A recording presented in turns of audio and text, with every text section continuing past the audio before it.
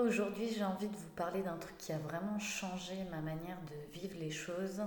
C'est d'arrêter de prendre l'univers comme un moyen de refuge et de réconfort. Je vous explique. Est-ce que à chaque fois qu'il y a quelque chose, votre vie part vraiment en couille et que vous avez l'impression que vous maîtrisez plus rien, est-ce que votre seul recours, c'est comme je sais que tout est juste, tout va bien se passer, l'univers est avec moi, me soutient, nanana, et que du coup, vous échappez de vous, vous laissez l'univers faire les choses, le job. Est-ce que ça vous parle? Ce qui se passe quand on fonctionne comme ça, c'est qu'à chaque fois qu'on va vouloir manifester des choses et se servir de l'univers autrement que pour rattraper le coup ou gérer les grosses difficultés, eh bien ça va être difficile de fonctionner. Pourquoi? Parce que tu vas faire pour manifester. Tu vas être dans l'action, tu vas te dire, bah voilà, je suis en train de faire ci, je suis en train de faire ça, c'est bon, l'univers, tu réceptionnes ce que je fais, voilà, tu vois, nanana. Et puis en fait, tu prends une direction, tu fais des choix, mais tu n'es pas en train de changer fondamentalement à l'intérieur, puisqu'en réalité, si tu devais laisser faire l'univers pour tout, ce serait comme oh, non, moi j'aime bien contrôler, j'aime bien créer, j'aime bien faire des choses, j'aime bien initier, j'aime bien décider, j'aime bien avoir le contrôle. Ah, quoi, genre je devrais laisser tout se faire tout seul? Oh, non, surtout pas. Ok. Et donc en réalité, quand on se sert de l'univers comme d'un moyen de, de gérer le chaos. Genre le moyen ultime, c'est le bordel dans ta vie et t'as plus que ça comme refuge, comme endroit pour te rassurer. C'est que intérieurement, il y a zéro sécurité. C'est-à-dire que tu passes de soit j'ai le contrôle, je sais ce que je fais, je sais où j'en suis, je fais mes actions, nanana, ça se passe plus ou moins bien, j'arrive à gérer encore, voilà. Soit ça déborde et là il y a zéro sécurité émotionnelle à l'intérieur. Donc, bim, je vais me réfugier dans un autre niveau qui est le, le niveau invisible en gros. Je vais me réfugier dans ce que je ne connais pas, dans l'invisible, pour dire c'est bon, eux ils vont gérer le truc parce que moi je peux plus en tant que personne qui contrôle, fait nanana, c'est prendre des décisions, etc. etc. J'ai plus le contrôle, je lâche, l'univers doit gérer ça pour moi. Au milieu, entre les deux, il y a quelque chose. Il y a la sécurité émotionnelle, il y a le palier émotionnel. Si à l'intérieur, qui tu es existe uniquement quand tu fais des choses ou quand tu te connectes à plus grand que toi, ça veut dire que émotionnellement, tu n'existes pas. Émotionnellement, c'est juste il se passe des trucs, j'en ai marre, ça me saoule, j'ai envie de m'en débarrasser, il faut que je fasse ci, il faut que je fasse ça. Tu n'as que des réactions. Action, réaction. Genre tu changes les choses en agissant différemment, en refaisant autrement, en repensant autrement, en te comportant à nouveau autrement. Tu réagis. Ça veut dire qu'émotionnellement, il n'y a rien qui rentre.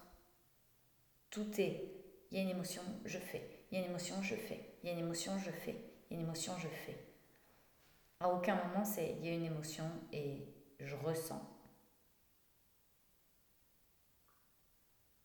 Ou alors, c'est il y a une émotion, oh, c'est trop dur, bim, je me connecte.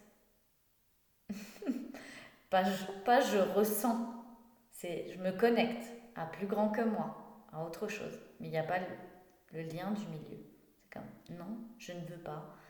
Peut-être que dans l'enfance, tu n'as pas été autorisé à ressentir tes émotions. Peut-être que quand tu étais triste, on te disait allez, c'est rien, ou pleure, tu pisseras moins, va dans ton coin, va te cacher. Peut-être que tu as eu ce genre de phrase, ou peut-être que tu as eu T'as eu des allez, t'inquiète pas, ça va aller, c'est rien, c'est pas grave, c'est que ce petit truc, c'est que ce petit truc, ça va le faire. Et donc, du coup, t'as été comme ok, toutes mes émotions sont rien et ne servent à rien et je vais faire autre chose parce que ça va permettre de combler ça. Et donc, il y a tu pars d'un niveau émotionnel zéro, d'un bébé émotionnel. J'aime bien dire ça à mes clients. Je dis à l'intérieur, il y a un bébé émotionnel qui dit mais moi, je voulais que ça se passe comme ça. Et quand tu commences, quand tu commences un peu à ressentir, c'est comme vraiment j'ai un bébé émotionnel à l'intérieur et assumer qu'à l'intérieur c'est un gros bébé émotionnel, alors que tout ce que tu sais, tout ce que tu sais, tout ce que tu as appris, te permettent déjà d'être un adulte accompli qui sait faire des choses, qui a plein de possibilités, qui est connecté aussi à plein d'autres choses. Enfin, c'est comme waouh, mais j'ai toute une vie qui s'ouvre devant moi. Je suis prête à ça et je peux pas y aller parce qu'à l'intérieur, c'est comme c'est ce gros bébé émotionnel qui est là à l'intérieur et qui dit oui mais moi j'ai pas envie, mais moi je voulais pas faire d'efforts, mais moi j'avais pas l'intention de faire ça comme ça. Oh mais ça c'est chiant. Oh on va vraiment faire ça. Et pour et en fait apprivoiser ce bébé émotionnel et savoir comment on joue avec et le faire grandir en fait, grandir et devenir un adulte intelligent émotionnellement, ça te fait passer d'être bon dans ce que tu fais à être le meilleur ou en tout cas à, à atteindre des niveaux beaucoup plus élevés et avoir une vie vraiment qui ressemble de plus en plus à ce que tu t'étais imaginé, à ce que tu voulais construire, à ce qui était juste waouh. Et j'adore voir ça parce que je vous partage une anecdote. J'ai mon père qui joue au billard français. Donc il est professionnel, il fait des tournois, des concours, etc. C'est sa passion, c'est son truc. Et là, il pouvait plus, il s'était fait opérer du dos et puis il pouvait plus bouger pendant 2 mois, il n'avait plus le droit de sortir. Donc autant vous dire qu'il était au bout du rouleau. Et il me dit, j'ai regardé des tonnes de vidéos et en fait les professionnels, tu sais ce qui fait qu'ils sont meilleurs que moi? Il me dit, c'est qu'ils sont plus simples. Ils n'essayent pas de se compliquer, ils font les points les plus simples, ils sont plus humbles, ils reviennent à de la fluidité, des choses faciles, etc. Ça m'a fait, ça m'a fait rire et je lui dis, tu sais ce qui fait la différence entre quelqu'un qui est bon et quelqu'un qui est excellent? Et, et il me dit, bah quoi? Je dis, bah tu vois, tu m'as dit que tu savais faire ce qu'ils font ces professionnels-là. Il me dit, bah oui.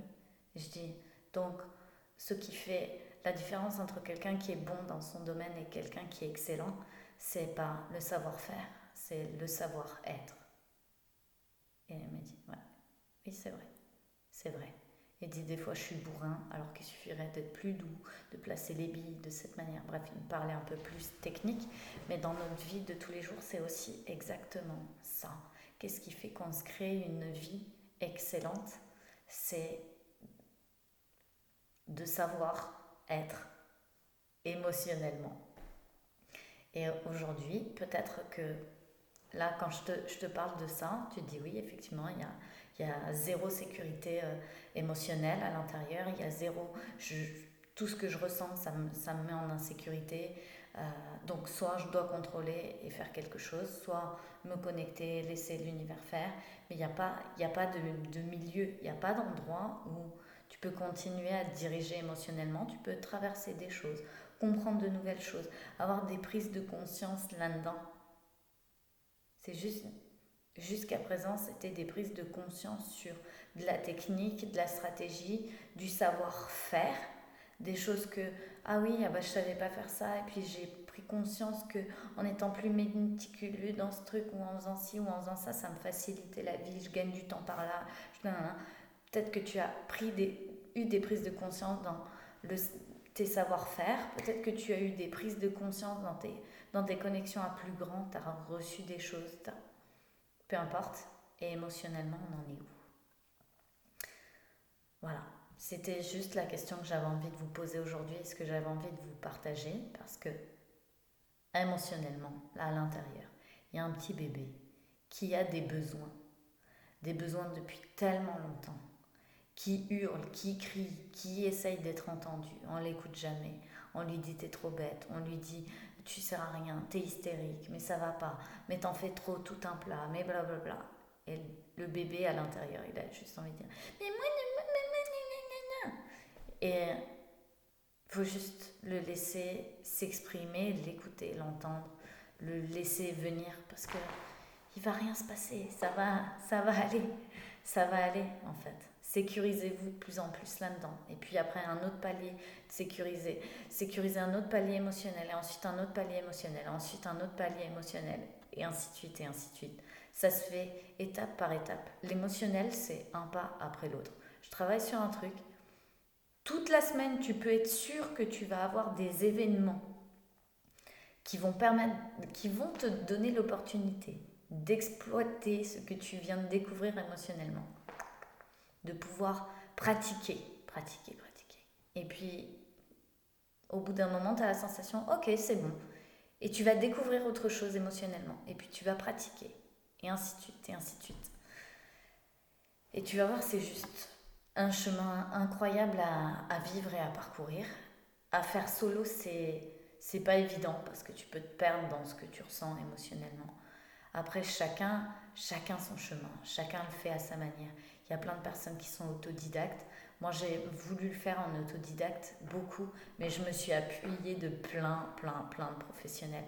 Parce que dès que je commence à le refaire solo, il y a des moments où, hop là, j'ai plus le soutien ou la sécurité ou la force dont j'ai besoin. Et après, je peux être là, j'en ai marre, truc. Et hop, je reprends ma place, mon endroit, faire ce qui compte pour moi et je me remets dedans et je suis là comme, ah waouh, c'est juste extra. C'est juste extra de pouvoir vivre ça de cette manière. Voilà, je vous embrasse et je vous dis à demain